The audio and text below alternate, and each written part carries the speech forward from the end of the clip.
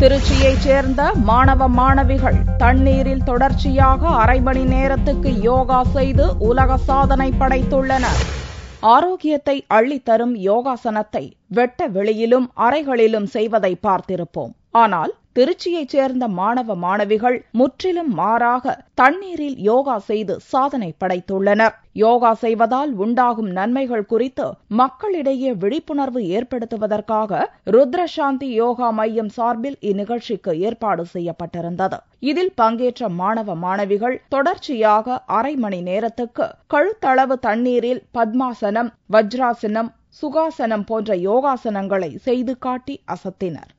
பள்ளி மாணவ மாணவிகள் பங்கேற்கக்கூடிய உலக சாதனை நிகழ்ச்சி நடைபெற்று கொண்டிருக்கிறது. இதில் பத்மாசனம், வஜ்ராசனத்தில் குழந்தைங்க கழுத்தளவு தண்ணீரில் அமர்ந்து தியானம் பண்ணுறாங்க. இதுமாரி யாரும் இதுவரைக்கும் பண்ணது கிடையாது.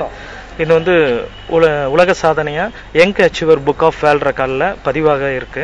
ராமாயணம், மகாபாரதம் இதிலெல்லாம் நம்ம பார்த்தோம்னா முனிவர்கள், சித்தர்கள்லாம் ஒத்த காலில் நின்று தவம் பண்றது, இடுப்பளவு தண்ணியில தவம் பண்றது, நாள் கணக்கில் தண்ணியிலேயே இருந்து தவம் பண்ணியிருக்காங்க. இதுமாரி சின்ன குழந்தைங்க இது வரைக்கும் இதுமாரி பண்ணது இல்லை.